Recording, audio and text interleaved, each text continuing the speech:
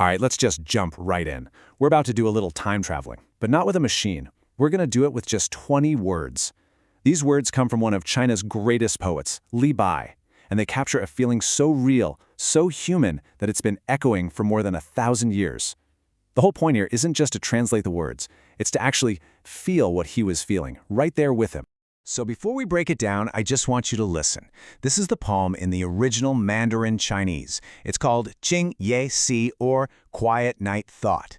Don't worry about understanding the words yet. Just listen to the sounds, the rhythm. This is the music that Li Bai heard in his head. And here's what all that means. It's so simple, right? It's direct. You can almost see it. Someone all alone in a room, woken up by the moonlight, and in an instant, their thoughts just drift to home. And that's really the big question we're tackling here, isn't it? How can this tiny little poem pack such a huge emotional punch that it can travel across centuries, across cultures, and still land right here, right in our hearts, today? To really get this, we have to picture it. So imagine, the year is 726 AD. Our poet, Li Bai, he's a young guy, just 26 years old, and he's a long, long way from home. He's staying at some traveler's inn in a city called Yangzhou. It's late, and this entire poem is born out of one single, quiet moment in that room. And I mean, we've all been there, right? You're busy all day, running around, your mind is occupied. But at night, when the world finally shuts up, that's when your own thoughts get really loud. If you've ever been away from home, you know that's when the distance feels biggest and memories feel the closest. Li Bai is capturing that exact feeling. Okay, so let's get into the nitty-gritty, starting with the first two lines, because this is where the magic really begins. It all starts with his beautiful little moment of confusion. He sees something bright on the floor, and for a second, he's not sure what it is. And this contrast is just so brilliant. He thinks the moonlight might be frost. Now, moonlight, that's beautiful, maybe even a little romantic. It can connect you to people far away. But frost? Frost is cold, it's lonely. It speaks to the chill of an autumn night, to the solitude of being a traveler. That one word, frost, it just paints the whole scene with this feeling of loneliness. You know, the real genius here is in one specific character, E. It doesn't mean I see frost. It means I suspect it's frost, or I think it might be frost. He's just woken up. He's in that fuzzy, half-asleep state where you're not quite sure what's real. It's not about what's actually on the floor. It's about his personal, blurry, sleepy feeling of it. So he's in this hazy, kind of dreamlike state, right? His thoughts are all turned inward. But then, in the very next line, something shifts.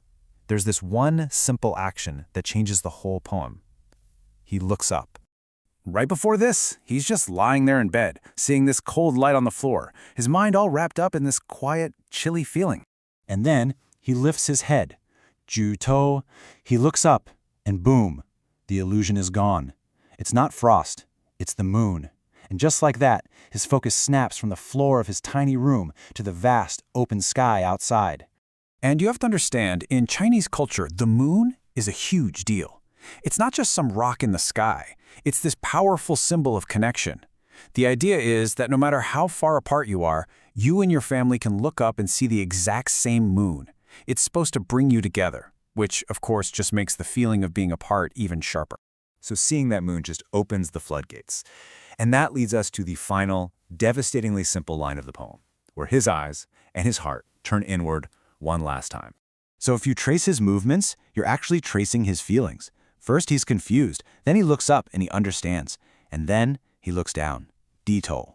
Why look down? Because looking at the moon, the very thing that reminds him of home, is almost too much to bear. He has to turn away, and in that moment he just sinks completely into his memory.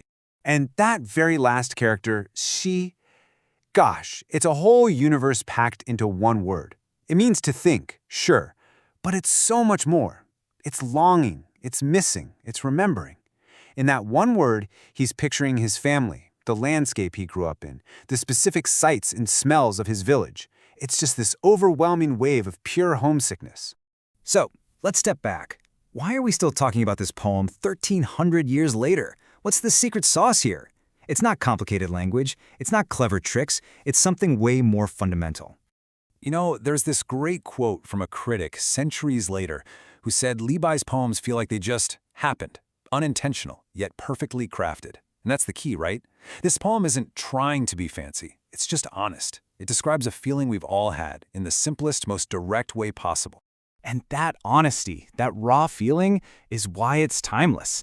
I mean, just think about it. For over 1,300 years, people have been reading these words and feeling that same little pang of loneliness. We are connected to a 26-year-old poet in a lonely inn room all those centuries ago through this one single feeling. So I'll leave you with this question. For Li Bai, the moon was the trigger. This simple, everyday sight just unlocked this huge wave of emotion. It's a reminder that sometimes the biggest feelings come from the smallest things. So what about you? What's your moon? What's that little thing that brings you home, no matter how far away you are?